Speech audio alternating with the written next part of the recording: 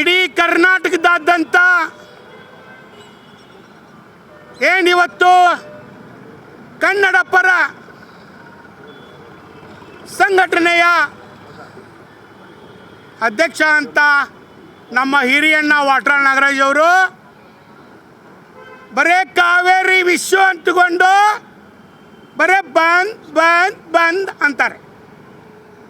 ಇವತ್ತು ಇಡೀ ಉತ್ತರ ಕರ್ನಾಟಕದಾದ್ಯಂತ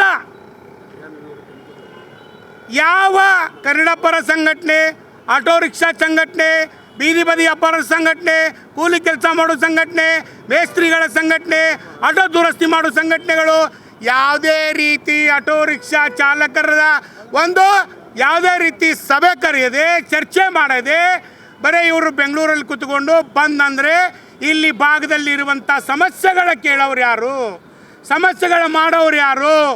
ಈಗಾಗಲೇ ಬೆಂಗಳೂರು ಸುವರ್ಣ ಸೌಧದಲ್ಲಿ ಕೂತ್ಕೊಂಡು ಬಂದ್ ಅಂದರೆ ನಮ್ಗೆ ನಡೆಯಲ್ಲ. ಗಂಡು ಮೆಟ್ಟಿನ ಹುಬ್ಬಳ್ಳಿ, ಕುಂದಾನಗರಿ, ಬೆಳಗಾವಿಯಲ್ಲಿ ಸುವರ್ಣ ಸೌಧದಲ್ಲಿ ಯಾವ ರೈತರಿಗೋಸ್ಕರ ನೀವು ಸಮಾವೇಶ ಮಾಡ್ತೀರಿ, ಸದ್ವೇಷನ ಮಾಡ್ತೀರಿ? ರೈತರಿಗಾಗಿ ಇನ್ನೂವರೆಗೆ ಯಾವುದೇ ರೀತಿ ಕಳಸಾ ಬಂಡೂರಿ ವಿಷಯ ಇರ್ಬೋದು, ಮಾದಾಯಿ ವಿಷಯ ಇರ್ಬೋದು, ಕೃಷ್ಣಾ ಮೇಲ್ದಂಡೆ ವಿಷಯ ಇರ್ಬೋದು, ರೈತರ ಬೆಳೆ ಹಾನಿ ಇರ್ಬೋದು, ಬರಗಾಲ ಪರಿಸ್ಥಿತಿ ಇರ್ಬೋದು, ಹಲವಾರು ಸಮಸ್ಯೆಗಳ ನಮ್ಮ ರೈತರು ಇವತ್ತು ಹೆದರಿಸಿದ್ದಾರೆ. ಅದನ್ನು ಇವತ್ತು ನೀವು ಬೆಂಗಳೂರು ಅಧಿವೇಶನದಲ್ಲಿ ನಾಳೆ ನಡೀತಾ ಇದೆ ಚಳಿಗಾಲ ಒಂದು ಅಧಿವೇಶನದಲ್ಲಿ ನೀವು ಕೂತ್ಕೊಂಡು ಅಲ್ಲಿ ಚರ್ಚೆ ಮಾಡಿ.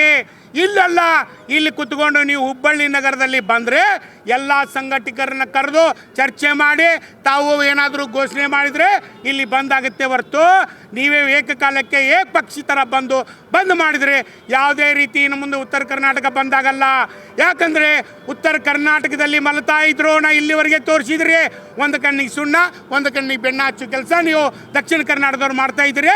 ಅದಕ್ಕಾಗಿ ಯಾವುದೇ ರೀತಿ ನೀವು ಇಲ್ಲಿ ಬರಬೇಕಂದ್ರೆ ಸಮಗ್ರ ಅಭಿವೃದ್ಧಿಗಾಗಿ ಬರ್ರಿ, ಇಲ್ಲ ಅಂದರೆ ಉತ್ತರ ಕರ್ನಾಟಕದಾದ್ಯಂತ ನಮ್ಮ ಅಭಿವೃದ್ಧಿಗೋಸ್ಕರ ಬರ್ರಿ. ನೀವು ಯಾವುದೇ ರೀತಿ ಯಾವುದೇ ವಿಷಯಕ್ಕೂ ಬಂದಿಲ್ಲ. ಅದಕ್ಕಾಗಿ ಕರ್ನಾಟಕ ಬಂದ್ಗೆ ಇಡೀ ಉತ್ತರ ಕರ್ನಾಟಕ ಆಟೋ ರಿಕ್ಷಾ ಚಾಲಕರ ಸಂಘಟನೆ ಬೆಂಬಲ ವ್ಯಕ್ತಪಡಿಸಿಲ್ಲ. ಆದರೆ ನಾವು ವಾಟಾಳ್ ನಾಗರಾಜ್ ಅವರಿಗೆ ನಾವೇನು ಮಾತಾಡಿಲ್ಲ.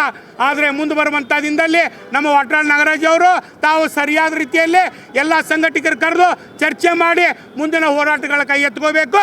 ಇಲ್ಲ ಅಂದರೆ ನೀವು ಬರೀ ಇದು ಶಾಂಪಲ್ ಅಷ್ಟೇ, ಯಾವುದೇ ರೀತಿ ಕರ್ನಾಟಕದಲ್ಲಿ ಯಾವುದೇ ಜಿಲ್ಲೆ ತಾಲೂಕದಲ್ಲಿ ಬಂದಾಗಿಲ್ಲ, ಯಾವುದೇ ರೀತಿ ಎಲ್ಲಿ ಹೋರಾಟಗಳು ನಡೆದಿಲ್ಲ.